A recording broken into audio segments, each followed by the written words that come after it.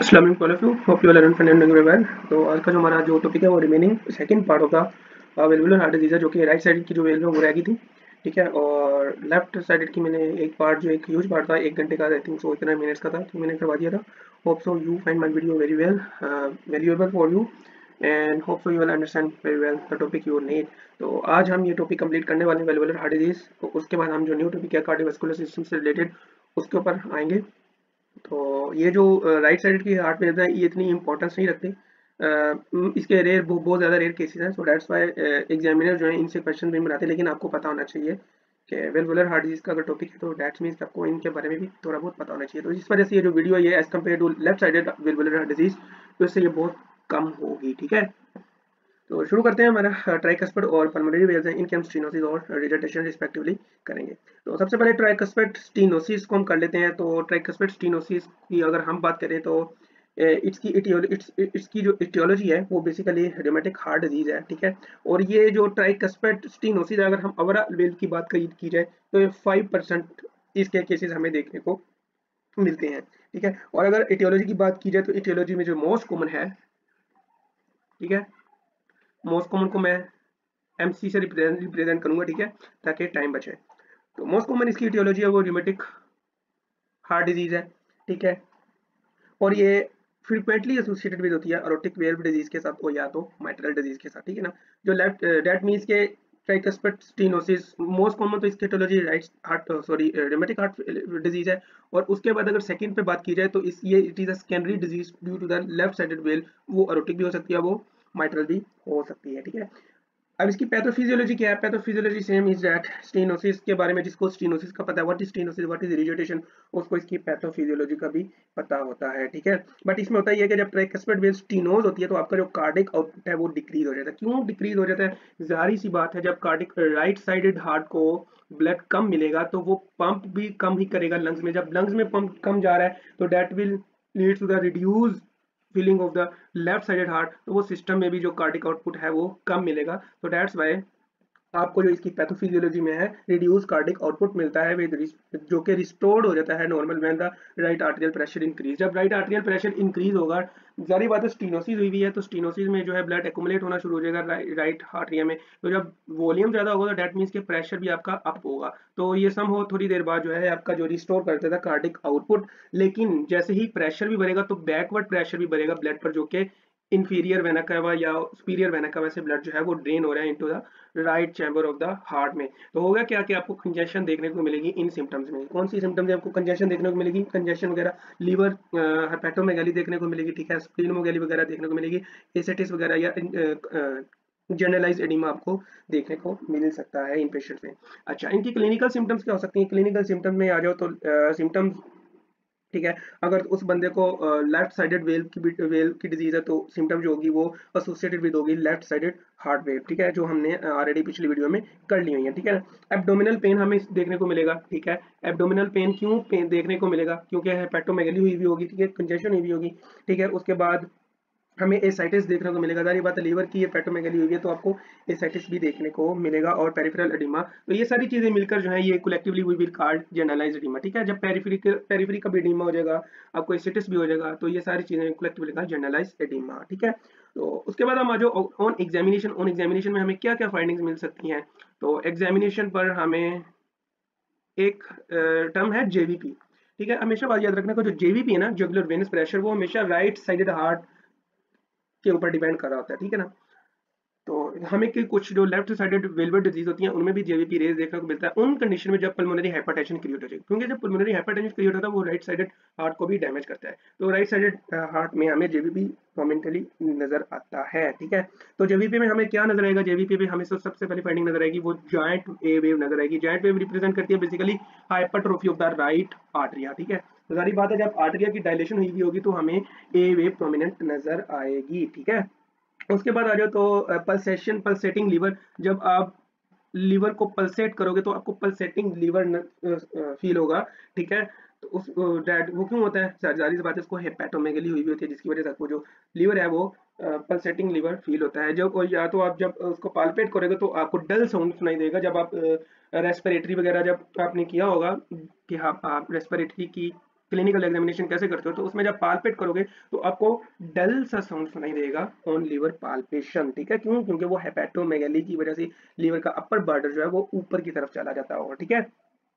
उसके बाद आ जाओ तो मरमर हमें कौन सा सुनाई देगा, what kind of murmur we will see in the tricuspid stenosis. Always remember, मैंने पहले पिछली वीडियो में बताया कि जो मरमर हमें सुनाई देता है वो according to the phase of ventricle, ongoing ventricle phase, ठीक है। तो स्टेनोसिस से राइट आर्टरिया से ब्लड वेंट्रिकल में कब जाएगा? During the diastole of the right ventricle, ठीक है। तो दैट मीन्स कि हमें जो मरमर नहीं देगा वो समथिंग लाइक डायस्टोलिक मरमर नहीं देगा, ठीक है। और मैंने जैसा कि पहले भी बताया कि आपका जो आर्टरी है वो अबाउट 70 to 80% ब्लड जो है वो पैसिवली मूव करता है इनटू द वेंट्रिकल। जो 20% होता है रिमेनिंग, वो उसके लिए कॉन्ट्रैक्शन रिक्वायर्ड होती है, ठीक है। तो जो 20% है, जारी बात है, जब ये 80% ब्लड आ गया है वेंट्रिकल में, दैट मीन्स कि ये मिड डायस्टोलिक फेज है, ठीक है। तो मिड डायस्टोलिक फेज या near end to the end of the diastolic phase, तो ये जो रिमेनिंग 20% ब्लड है जब ये कॉन्ट्रैक्ट करेगा आर्टरी, तो जो साउंड प्रोड्यूस होगा उसको हम मिड डायस्टोलिक मरमर कहते हैं, ठीक है। This murmur is loud on inspiration, ठीक है। क्यों इंस्पायरेशन के दौरान लाउड होता है? क्योंकि जब आप इंस्पायर करते हो तो आपका जो वेनस रिटर्न है वो इंक्रीज होता है, ठीक है। That will lead to the increase loudness of the mid diastole murmur in tricuspid stenosis disease on inspiration, ठीक है। ईसीजी पर आपको क्या नजर आता है? ईसीजी पर हमें नजर आता है बाइफिडेड पी वेव, ठीक है। सॉरी, मैंने गलत बना दिया, बाइफिडेड पी वेव, ठीक है। तो bifid P wave in left sided is called mitrale, P mitrale, और अगर राइट साइडेड की वजह से आपको बिफिडेड पी नजर आ रहा है तो that is called P pulmonale, ठीक है। ये आपको नजर आता है पी पल्मोनेल, ठीक है। उसके बाद आपने इसके ट्रीटमेंट की तरफ आ जाओ, तो ट्रीटमेंट में आपने सॉरी आपने इको भी इसकी करनी है। इको से ये हमेशा याद रखना है कि वेलवुलर हार्ट डिजीज में जो इको है it is a investigation of choice, ठीक है। तो ईसीजी ट्रीटमेंट आपने क्या करना है? डायरेटिक थेरेपी करनी है एंड साल्ट रिस्ट्रिक्शन। सारी बात है, जब साल्ट कम होगा तो दैट मींस कि जो वाटर की रीअब्जॉर्प्शन वो कम होगी, तो जो आपका एडिमा है वो कंट्रोल होगा, ठीक है। डायरेटिक्स आपने क्यों देने हैं? क्योंकि जो वॉल्यूम ओवरलोड हुआ हुआ है, जिस कंजेशन हुई है, एडिमा हुआ है, वो जो वॉल्यूम है उसको ठीक कर सके हमारी बॉडी को, तो डायरेटिक्स हम देंगे,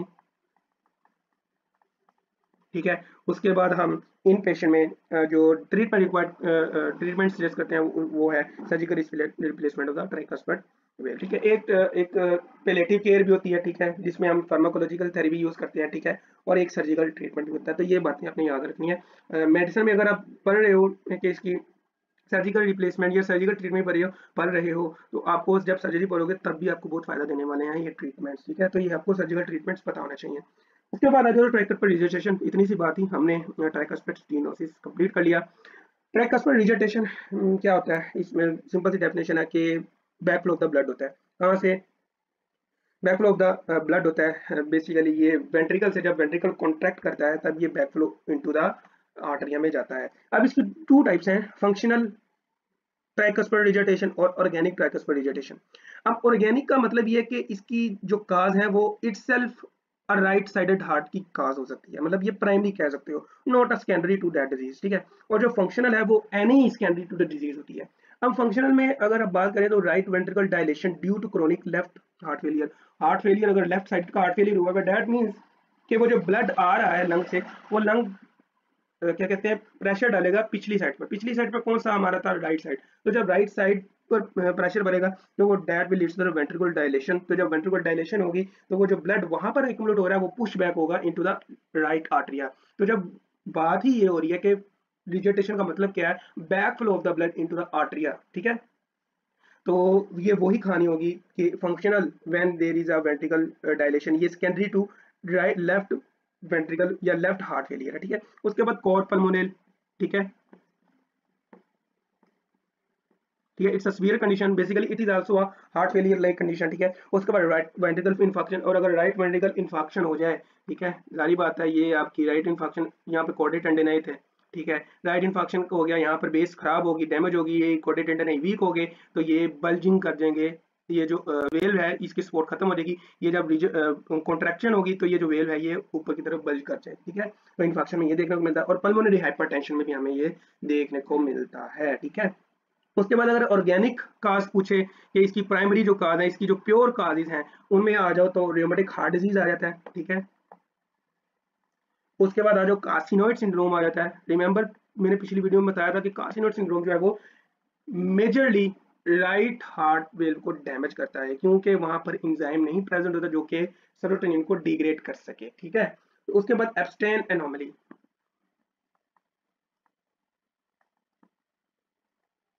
ये बेसिकली कंजेनिटली डिफेक्ट होता है। ठीक है, एब्स्टेन एनोमली ट्राइकस्पिड वेल का।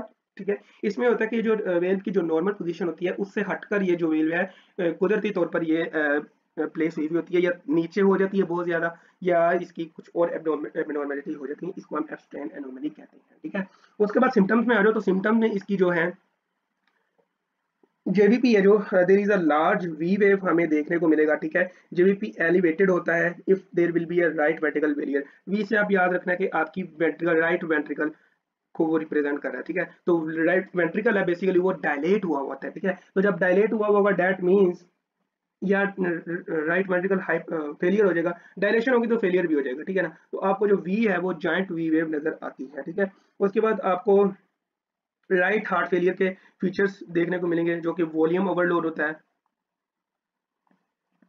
ठीक है, जब वॉल्यूम ओवरलोड होगा तो that will leads to right ventricle dilation plus right ventricular hypertrophy, ultimately leads to heart failure. ठीक है, तो उसमें आपको वी वेव नजर आएगी। ठीक है, उसके बाद मरमर, मरमर की बात करें तो जाहिर सी बात है कि वेंट्रिकल कॉन्ट्रैक्ट कब करता है सिस्टोल के दरमियान। ठीक है, पुश करेगा ना blood, backflow of the blood कब जाएगा, जब वेंट्रिकल कॉन्ट्रैक्ट करेगा। तो आपको पैन सिस्टोलिक मरमर सुनाई देता है ड्यूरिंग द सिस्टोल, ये S1 है और ये S2 है, यहाँ पर पैन सिस्टोलिक मरमर सुनाई देता है। लेकिन रिमेंबर दैट कि हमने इसको डिफरेंशिएट कैसे करना है माइटरल रिजर्टेशन में, क्योंकि माइटरल रिजर्टेशन में भी पैन सिस्टोलिक मरमर ही होता है। डिफरेंशिएट हमने इस तरह से करना है कि जो पैनसिस्टोलिक मर्मर ऑफ द ट्राइकस्पल रिजर्टेशन है ये इंक्रीज होता है ऑन इंस्पायरेशन। ठीक है, क्यों, क्योंकि वेनस रिटर्न इंक्रीज होता है। ठीक है, और माइट्रल रिजर्टेशन का PSM पैनसिस्टोलिक मर्मर इंक्रीज होता है ड्यूरिंग एक्सपायरेशन। ये दो डिफरेंस आपने लाजमी याद रखनी। इंस्पायरेशन के दौरान कौन सा होता है, ट्राइकस्पेट रिजर्टेशन का। ठीक है, और माइटरल रिजर्टेशन का ड्यूरिंग एक्सपायरेशन इंक्रीज होता है। ठीक है, और पल्सेटाइल लीवर इसमें भी हमें देखने को मिलता है, क्योंकि राइट साइडेड की बात हो रही है तो दैट मींस के कंजेशन इनटू द सिस्टम भी हो जाएगी, that will lead to the pulsating of the liver, जो कि हमें ड्यूरिंग द सिस्टली सुनाई देगा, क्योंकि सिस्टली प्रोड्यूस ड्यूरिंग वेंट्रिकल के कॉन्ट्रैक्शन के दौरान सारा मामला हो रहा है, तो हमें पल्सेटाइल लिवर फील होगा during the systole of the ventricle. Investigation हमें आप देखेंगे चेस्ट एक्सरे करेंगे इस बंदे का। ठीक है, चेस्ट एक्सरे करेंगे, CXR करेंगे, मैंने उल्टा लिख दिया XCR। उसके बाद इसमें हमें क्या नजर आएगा, रेट एट्रियल और वेंट्रिकल डायलेशन नजर आ जाएगी। ठीक है, इकोकार्डियोग्राफी देखेंगे। ठीक है, और इसमें हम ट्रीटमेंट क्या करते हैं, इसमें अगर तो फंक्शनल ट्राइकस्पिड रिजर्टेशन है। ठीक है, अगर तो फंक्शनल ट्राइकस्पिड रिजर्टेशन दैट मींस कि वो ये जो ट्राइकस्पिड रिजर्टेशन है सेकेंडरी टू एनी डिजीज है, तो हम उसको डायोरेटिक्स देंगे। ठीक है, डायोरेटिक्स देकर हम उसका प्रीलोड कम करेंगे। ठीक है, और उसके बाद अगर तो और माइट्रल वेव रिप्लेसमेंट करेंगे। माइट्रल वेव रिप्लेसमेंट क्यों करेंगे, तो वही मैंने बात बताई कि फंक्शनल जो है वो बेसिकली किस वजह से है, किसी पहली ऑनगोइंग डिजीज की वजह से है। ये माइट्रल रिजर्टेशन की वजह से हो सकता है, या माइट्रल स्टेनोसिस या ऑरोटिक वेल की वजह से हो सकता है। तो हम अगर उस वेल को ठीक कर लें तो होगा क्या, होगा यही कि जो आपका रिजर्टेशन है वो में भी ठीक हो जाए, ट्राइकस्पिड रिजर्टेशन। ठीक है, उसके बाद ऑर्गेनिक ट्राइकस्पिड रिजर्टेशन है, तो इसमें हम सिर्फ और सिर्फ रिप्लेसमेंट करते हैं, replacement of the tricuspid well. ठीक है, तो ये बातें थी, ये आपने याद रखनी है कि ट्राइकस्पिड रिजर्टेशन और माइट्रल रिजर्टेशन में क्या क्या फर्क है। उसके बाद आ जाए तो पल्मोनरी स्टेनोसिस है। ठीक है, तो पल्मोनरी स्टेनोसिस में हमने क्या क्या देखना है, तो पल्मोनरी स्टेनोसिस इसकी एटियोलॉजी क्या है, कंजेनिटल एब्नॉर्मेलिटी। ठीक है, ये मोस्ट कॉमन है। ठीक है, और रियोमेटिक हार्ट फीवर ये रेयर है, रियोमेटिक हार्ट फीवर ये रेयर है। उसके बाद कार्सिनोइड सिंड्रोम, जारी बात है राइट की बात हो रही है तो कार्सिनोइड सिंड्रोम को हम कैसे बोल सकते हैं। ठीक है, कार्सिनोइड सिंड्रोम है। उसके बाद aneurysm of sinus of Valsalva, ये क्या होता है, ये basically abnormal swelling of the aortic sinus हो जाती है, जिसकी वजह से आपको जो है जब डायलेशन हो जाएगी अरोटिक साइनस की, क्या होगा वो ब्लॉक कर देगा रास्ता वेल का, तो that leads to the pulmonary stenosis. और फ्रैलेट्स टेट्रोलॉजी। ठीक है, एंड रेबुला, मोस्ट इंपोर्टेंटली एक बात याद रखनी है आपने, रेबुला, अगर तो किसी बच्चे को रेबुला हुआ है ड्यूरिंग कि किसी फीमेल को रिबुला हुआ ड्यूरिंग प्रेगनेंसी, तो हायर चांसेस है कि उस बेबी को जो है वो पल्मोनरी स्टेनोसिस हो सकती है। अच्छा, अब जब आप एग्जामिनेशन करेंगे तो क्या होगा, वेंट्रिकुलर हाइपरट्रोफी में देखने को मिलेगी। जाहिर बात है स्टीनोसिस हुई है तो स्टीनोसिस से क्या होगा कि जो ब्लड है वेंट्रिकल का वो आगे पुश नहीं हो रहा, तो जब पुश नहीं हो रहा वो वेंट्रिकल में जमा होता जा रहा है। ये नॉर्मल वेंट्रिकल है, जब ब्लड पुश होता जाएगा मतलब जमा होता जाएगा, इंफीरियर वेना कैवा से भी आ रहा है, सुपीरियर से भी आ रहा है, तो होगा क्या, ये डायलेट हो जाएगा। ठीक है, तो ये हमें साइन देखने को मिलेगा। जब हम पालपेट करेंगे तो हमें जो लेफ्ट पैरास्टर्नल हीव है वो देखने को मिलेगी due to the right ventricle hypertrophy. ठीक है, उसके बाद जब हम अस्कल्टेट करेंगे तो अस्कल्टेट में हमें क्या देखने को मिलेगा, S1 इज नॉर्मल, क्योंकि S1 की यहाँ पर तो टर्कस्पेट की बात नहीं हो रही, ठीक है, ना ही यहाँ पर माइट्रल की बात हो रही है, तो दैट मीन्स कि S1 आपको नॉर्मल सुनाई देगा। और जो S2 है वो आपको सिर्फ और सिर्फ उसका जो अरोटिक कंपोनेंट है वो सुनाई देगा, A2 कंपोनेंट सुनाई देगा, जबकि P2 कंपोनेंट है वो आपको डिमिनिश होता हुआ नजर आएगा। क्यों? क्योंकि स्टीनोसिस हुई भी है वेल की, तो विस्वियर स्टीनोसिस में होता क्या है कि वो जो वेल्स हैं वो क्लोज ही नहीं होती। तो मैंने पहले बताया कि हमेशा साउंड तब प्रोड्यूस होता है जब वेल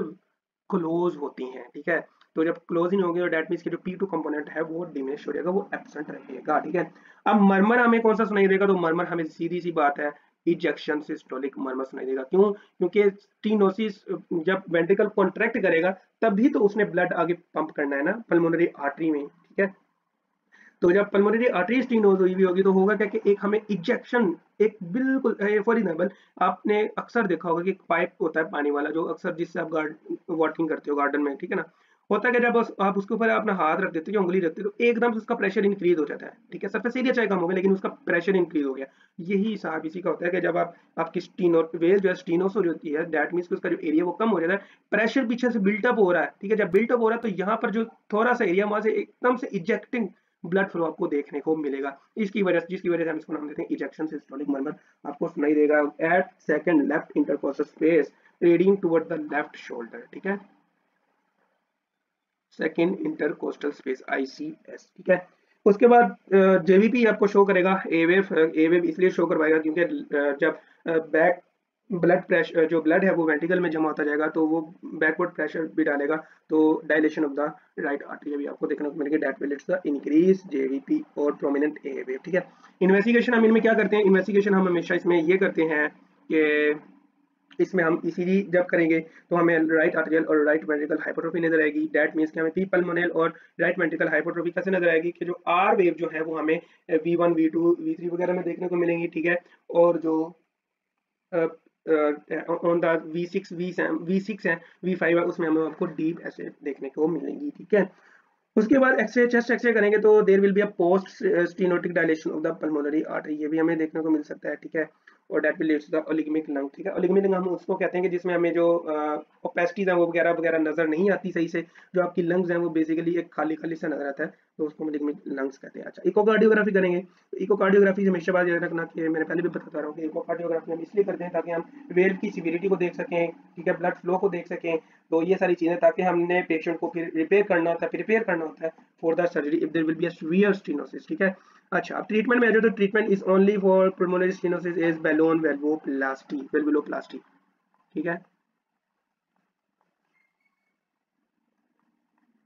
तो that is a surgical treatment for those patient who have pulmonary stenosis। ठीक है, उसके बाद आ जाओ we have a last topic that is pulmonary regurgitation and the video is going on is hardly 25 minutes। ठीक है, I think so 25 minutes भी नहीं होंगे, तो मे बी 25 मिनट्स तक ये वीडियो जाए। ठीक है, उसके बाद पल्मोनरी रिजर्टेशन की बात करें तो इसकी इटियोलॉजी है, इसकी इटियोलॉजी ये है कि डायलेशन हो जाती है वेल ब्रेन की ड्यू टू पल्मोनरी हाइपरटेंशन। ठीक है, एक तो ये इटियोलॉजी होगी। ठीक है, जारी बात है पल्मोनरी रिजर्टेशन है जब लेफ्ट साइडेड वेल डैमेज होगी या कोई लेफ्ट साइडेड की डिजीज होगी, होगा क्या कि वो जो बैकवर्ड प्रेशर डालेगा लंग में तो लंग से भी बैकवर्ड प्रेशर जाएगा राइट में, तो जो प्रेशर जा रहा है वो बेसिकली फर्स्टली जा रहा है पल्मोनरी वेव से। ठीक है, तो जब बैकवर्ड प्रेशर जाएगा तो वो जो वेल है वो रिजेक्टेड करेगी। ठीक है, तो वो क्या करता है फिर, that will leads to pulmonary regurgitation, pulmonary hypertension. ठीक है, उसके बाद connective tissue disease like Marfan syndrome. ठीक है, हम सबको पता है कि हमारी जो रेल्स हैं वो कोलेजन से बनी होती हैं, और ये मार्फन सिंड्रोम है, it is a disorder of collagen, ठीक है। इसमें आप देखोगे बच्चे की हड्डियां भी जो है वो नाजुक होंगी और मुड़ी भी होंगी, कुछ एंगल पर मुड़ी भी होंगी, जब टांगों की हड्डियां, ठीक है। इसका फेस भी थोड़ा सा ना लाइक यूं कह सकते हैं कि आंखें अंदर को होती हैं, क्योंकि मैंने रियल लाइफ में अपनी रोटेशन की तरह ये केस देखा हुआ है, तो इसलिए बता रहा हूँ कि इसकी जो आंखें होती हैं बच्चे की, बेबी की, राउंड सा फेस होता है, और बेबी की जो आंखें हैं वो अंदर की तरफ पिंच हुई होती हैं, पंच हुई हुई हैं, जैसे जैसे आप कह सकते हैं कि चाइनीज बच्चा नहीं होता, उस तरह का इसकी आंखें जो अंदर अंदर की तरफ हुई हुई होती हैं, ठीक है। उसके बाद आ जाओ तो इन्फेक्टिव एंडोकार्डाइटिस, हमेशा याद रखना, इन्फेक्टिव एंडोकार्डाइटिस, ठीक है। मेनली आईवी ड्रग अब्यूजर्स, जो अपने आप को जो नशे ही होते हैं, जो कि नशे के टीके लगाते हैं अपने आप को, उनको ये पल्मोनरी रिजेक्टेशन हो सकती है secondary to the infective endocarditis, उनको इन्फेक्टिव एंडोकार्डाइटिस होगा, ठीक है। हमेशा याद रखना कि जो आईवी ड्रग अब्यूजर्स होते हैं ना, हम इन्फेक्टिव एंडोकार्डाइटिस में पढ़ाऊंगा, तो हमेशा बात याद रखना कि इनफेक्ट जो आईवी ड्रग अब्यूजर होते हैं उनको हमेशा जो इन्फेक्टिव एंडोकार्डाइटिस होता है वो राइट साइड का होता है, क्यों? क्योंकि वो वेन में अपना इंजेक्शन पुट करते हैं, बार बार वही इंजेक्शन पुट करते हैं, जिसकी वजह से जो आपकी स्किन के ऊपर जो बैक्टीरिया होते हैं, स्टेफिलोकोकस फैमिली, ठीक है, विरिडेंस फैमिली, जो भी था, जो भी है, हम डिटेल के साथ इसको पढ़ेंगे, कवर करेंगे, वो आपकी स्किन में पुश हो जाता है। जब वो हो जाता है फिर वो क्या होगा, वेनस सर्कुलेशन से आपके राइट साइड में आ जाएगा, तो जब वो राइट साइड में आ जाएगा तो फिर वो आपकी जो वेल पर है उस पर उसके ऊपर वेजिटेशन बनाएगा, that will lead to stenosis, vegetation, whatever, ठीक है। उसके बाद आ जाओ तो आपको टेट्रोलॉजी ऑफ फैलेट में भी आपको देखने को मिलता है as complication surgery for pulmonary stenosis, ठीक है। अगर आप पल्मोनरी स्टेनोसिस, ये तो हमने मेटल स्टेनोसिस में भी पढ़ा कि जब आप वेल रिप्लेसमेंट करते हो तो आपको मे भी उसकी सर्जरी की कॉम्प्लिकेशन एज अ माइट्रल डिजिटेशन नजर आ सकती है, तो ऐसे ही पल्मोनरी स्टेनोसिस में भी होता है कि जब पल्मोनरी स्टेनोसिस को आप ट्रीट करते हो तो मे भी चांसेस हैं कि आपको पल्मोनरी डिजिटेशन हो जाए, ठीक है। उसके बाद आ जाओ तो कार्सिनो सिंड्रोम, राइट की बात हो रही है, तो देखो जितनी भी हमने डिजीज पढ़ी है राइट साइड को, उसमें उन सब में कार्सिनो सिंड्रोम का जिक्र है, ठीक है। उसके बाद आ जाओ रिमेटिक फीवर है और सिफिलिस है, ठीक है, और पल्मोनरी हाइपरटेंशन तो था ही, ठीक है। अब इसके क्लिनिकल फीचर्स क्या आते हैं? क्लिनिकल फीचर्स वही राइट हार्ट फेलियर वाले हैं, ठीक है, कि बंदे को राइट हार्ट फेलियर हो जाता है। उसके बाद राइट वेंट्रिकल हीव होती है, ठीक है, और डायस्टोलिक मरमर हमें सुनाई देता है, ठीक है। डायस्टोलिक मरमर क्यों सुनाई देता है? क्योंकि जब ब्लड रिजेक्टेड बैक होता है तब diastole of the ventricle, right ventricle चला जाता है, ठीक है। जब स्टीनोसिस होनी होती है, सॉरी, जब कॉन्ट्रैक्शन होनी होती है तब तो ब्लड ने जाना होता है ना आगे की तरफ, लेकिन जैसे ही डायस्टोल स्टार्ट होता है वेंट्रिकल का, तो वही ब्लड जो है वो पुश बैक हो जाता है इनटू द वेंट्रिकल, तो जिसकी वजह से हमें डायस्टोलिक मरमर सुनाई देता है, ठीक है। इन्वेस्टिगेशन वही हम करेंगे, ईसीजी करेंगे, ईसीजी में हमें राइट वेंट्रिकल हाइपरट्रोफी नजर आएगा, ठीक है। उसके बाद हमें क्या नजर आ सकता है? ये नजर आ सकता है। उसके बाद हमें चेस्ट एक्सरे देखेंगे, चेस्ट एक्सरे पर हमें पल्मोनरी आर्टरी शेडो नजर आएगा। क्यों नजर आएगा? क्योंकि वो जो ब्लड है वो बेसिकली पल्मोनरी आर्टरी में ज्यादा जमा हो रहा है, तो हमें जो पल्मोनरी आर्टरी का शेडो वो डायलेट हुई भी होती है, जिसकी वजह से हमें पल्मोनरी आर्टरी शेडो नजर आएगा, ठीक है। इको हम करेंगे, इको पे हमें right ventricle dilation, right ventricle hypertrophy, detection of the pulmonary regurgitation and its severity. सारी बात हम इको करेंगे तो हमें सब कुछ पता चलेगा, इसकी सिवियरिटी क्या है, इसका ब्लड फ्लो कैसा है, नॉर्मल है, माइल्ड है, मॉडरेट है या सीवियर है, ग्रेडियंट क्या है, तो ये सारी चीजें हमें देखने को मिल जाती हैं। ट्रीटमेंट की तरफ बढ़ते हैं, तो ट्रीटमेंट में हमें क्या नजर आएगा? तो ट्रीटमेंट में हमें डाइजोक्सिन हम देंगे for the right ventricle dilation और फेलियर, ठीक है। तो जो डाइजोक्सिन है वो हम देंगे इन पेशेंट को for the treatment of right ventricle dilation और फेलियर, राइट वेंट्रिकल डायलेशन और फेलियर, ठीक है। और हम इसकी ट्रीटमेंट अंडरलाइंग काज जो होगी वो देखेंगे। पल्मोनरी हाइपरटेंशन है तो पल्मोनरी हाइपरटेंशन को हम ट्रीट करेंगे, ठीक है, या मार्फन सिंड्रोम वगैरह को है वो ट्रीट करेंगे, ठीक है। और उसके बाद वेल्व रिप्लेसमेंट हम इसकी कर देंगे, बायोप्रोस्थेटिक वेल्व हम यूज करते हैं if there will be a PR pulmonary regurgitation is severe due to surgery of tetralogy of Fallot। अगर हम tetralogy of Fallot किसी बच्चे में सर्जरी परफॉर्म करते हैं तो हम इसकी वेल रिप्लेसमेंट कर देते हैं बायोप्रोस्थेटिक वेल, ठीक है। मेटेलिक वेल भी आते हैं लेकिन बायोप्रोस्थेटिक वेल हम इनमें कर देते हैं, रिप्लेसमेंट कर देते हैं, ठीक है। Hope so you find the lecture very well and you find my lecture very valuable for you। एक छोटा सा टॉपिक था हार्डली कोई 25-24 मिनट की ये वीडियो है जिसमें हमने राइट साइडेड की वेव जो है वो कवर कर ली है। ये मैंने रफली रफली बताया, इतना डिटेल में नहीं गया मैं क्योंकि ये इतना इंपॉर्टेंट भी नहीं है। जो जो चीज़ें इंपॉर्टेंट थी वो मैंने करवा दी आपको। होप सो आपको अच्छा लगा होगा। जो आपने कल भी देखा होगा लेक्चर, उसमें मैंने आपको पता कि आपको गैस कर लेना चाहिए कि मैंने जो चीज़ समझाई है वो एक कोर कंसेप्ट के साथ समझाई है, ताकि आपको एक चीज़ समझ आ जाए और इजी वे में मैंने डिफाइन किया हर चीज़ को। Hope so you enjoy my videos. ऐसे ही मैं रोजाना कोई ना कोई या एक दो दिन के गैप के साथ साथ मैं यूं ही डालता रहूँगा और ये टॉपिक्स जो है वो इंशाल्लाह हम कंप्लीट करेंगे। अपनी दुआ में मुझे याद रखें। मुझे दीजिए इजाज़त। अल्लाह हाफिज़।